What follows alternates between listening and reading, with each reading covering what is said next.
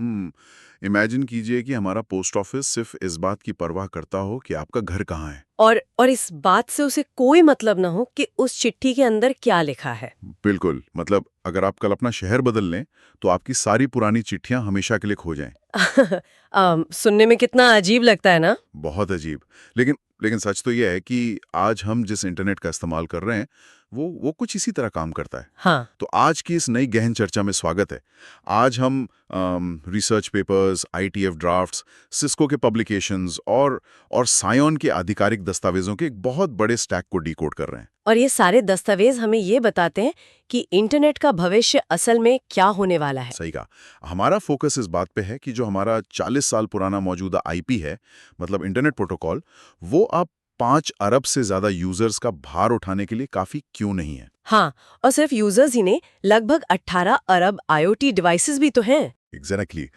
तो आज हम कुछ बहुत ही शानदार क्लीन स्लेट डिजाइन्स पर बात करेंगे, जैसे सायोन, एनडीएन, आईसीएन और लिस्प, जो जो इंटरनेट 2.0 की नींव रख रहे हैं। आपने जो वो पोस्ट ऑफिस वाला उदाहरण दिया ना, वो बिल्कुल सटीक है।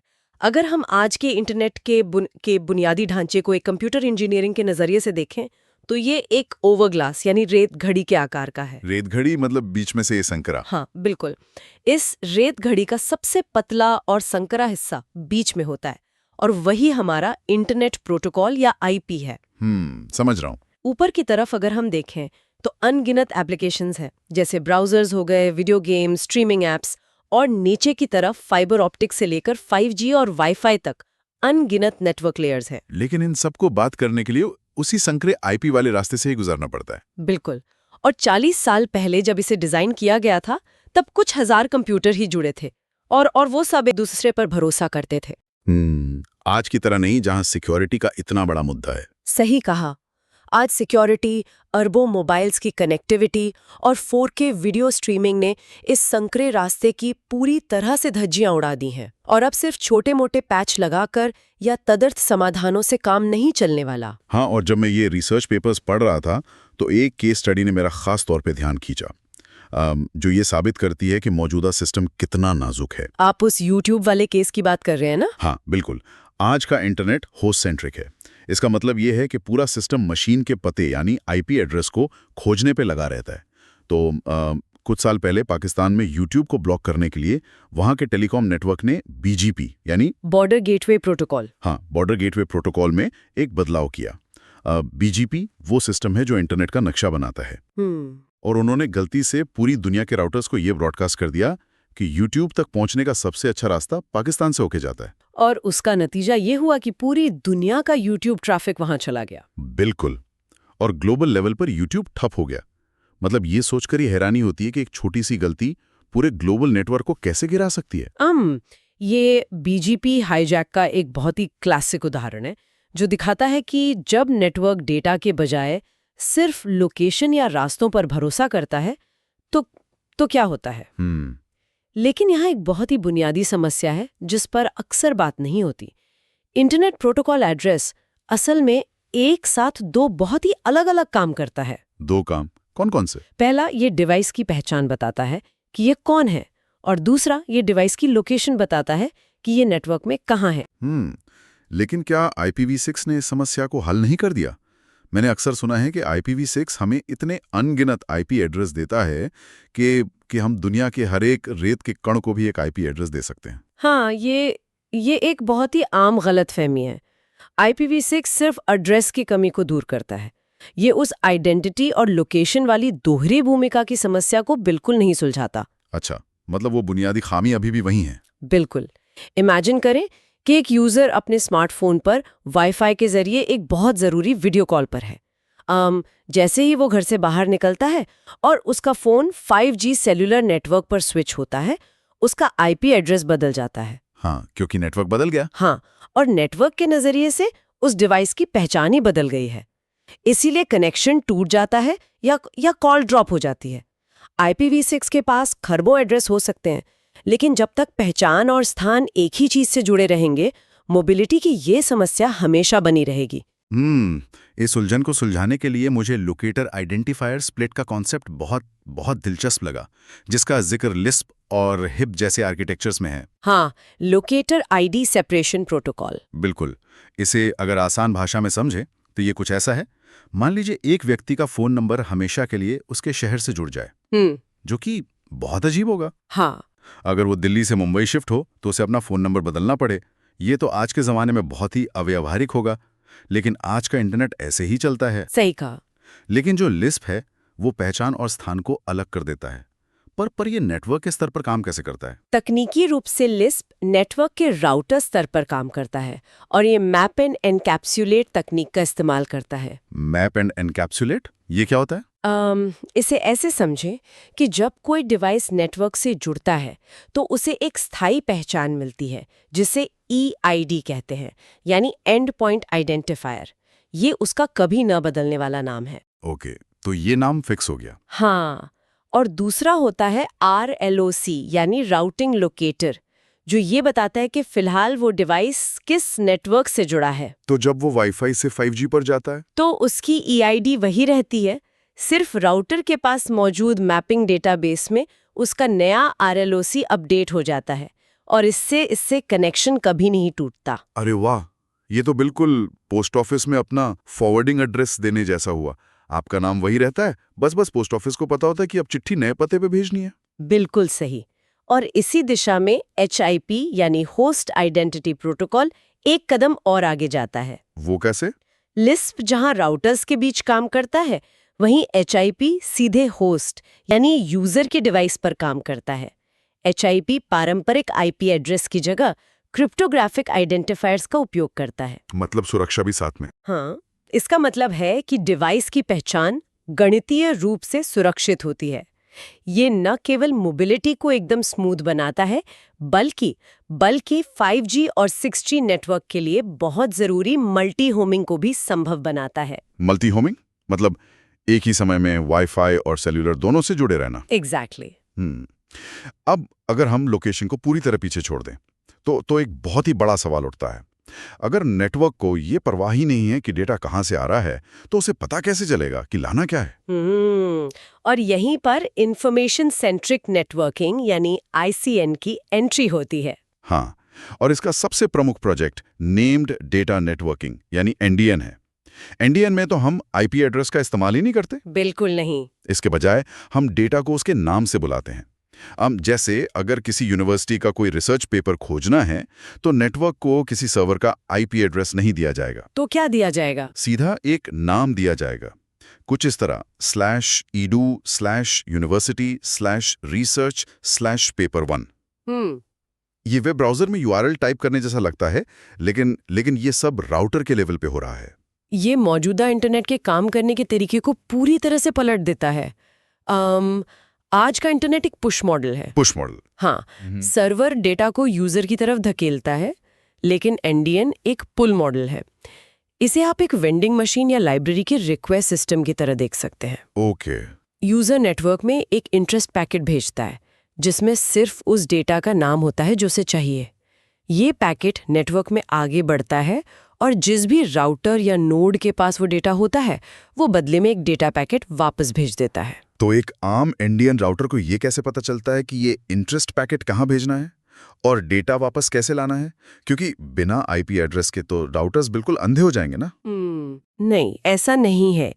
इंडियन राउटर्स के अंदर एक बहुत ही स्मार्ट सिस्टम होता है। इसमें मुख्य रूप से 3 हिस्से होते हैं। सबसे पहला है CS यानी कंटेंट स्टोर, जो शायद इस पूरे आर्किटेक्चर का सबसे क्रांतिकारी हिस्सा है।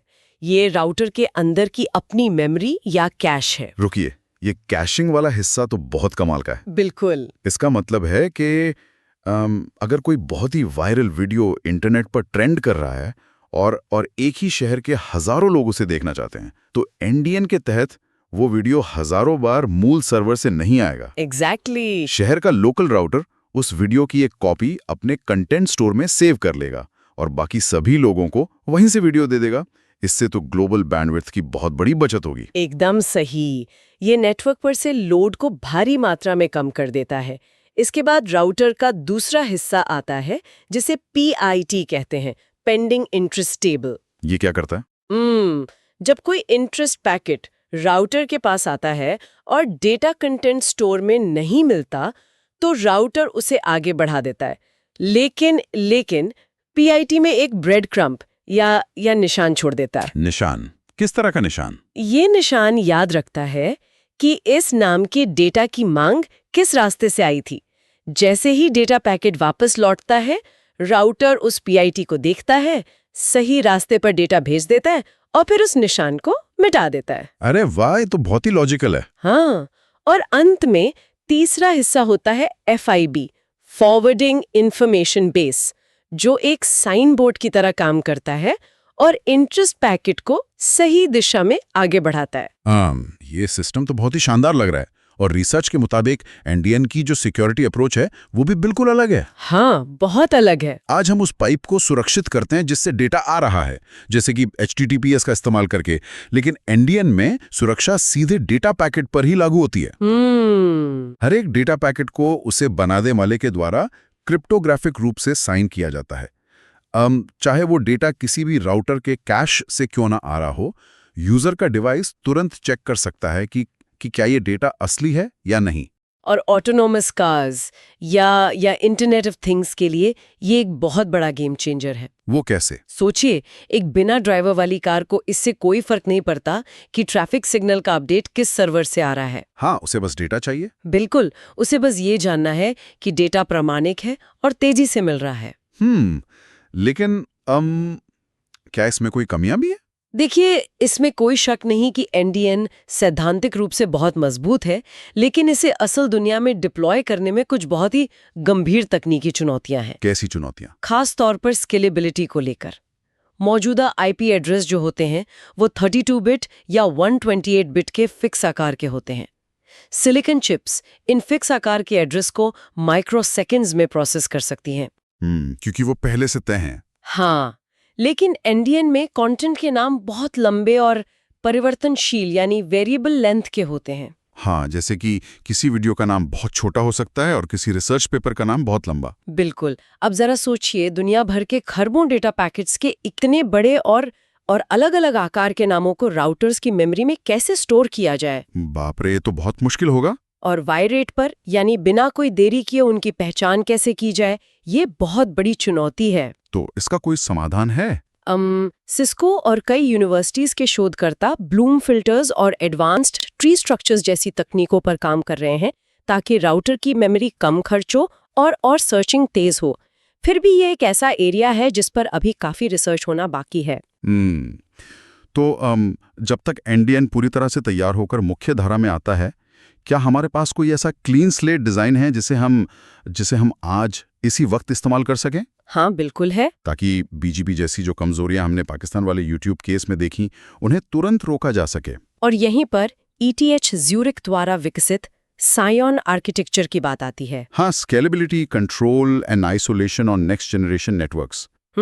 सायन का नजरिया बाकी सबसे बहुत अलग और बेहद व्यावहारिक है।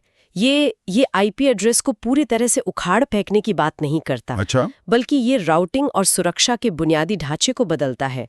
सायन की सबसे बड़ी ताकत इसका आइसोलेशन डोमेन या ISD का कॉन्सेप्ट है। आइसोलेशन डोमेन, ये कैसे काम करता है? इमेजिन करें कि एक बहुत बड़ा पानी का जहाज है। अगर उसमें एक ही बड़ा कमरा हो और कहीं छेद हो जाए तो पूरा जहाज डूब जाएगा। बिल्कुल। लेकिन अगर जहाज को कई वाटरटाइट कंपार्टमेंट्स में बांट दिया जाए तो एक में पानी भरने से बाकी जहाज सुरक्षित रहेगा। ओह, समझ गया। यानी SION पूरे इंटरनेट को इन ISD या डिजिटल बॉर्डर्स में बांट देता है। तो ये डोमेन भौगोलिक या कानूनी सीमाओं के आधार पर बनाए जा सकते हैं, है ना? एकदम सही।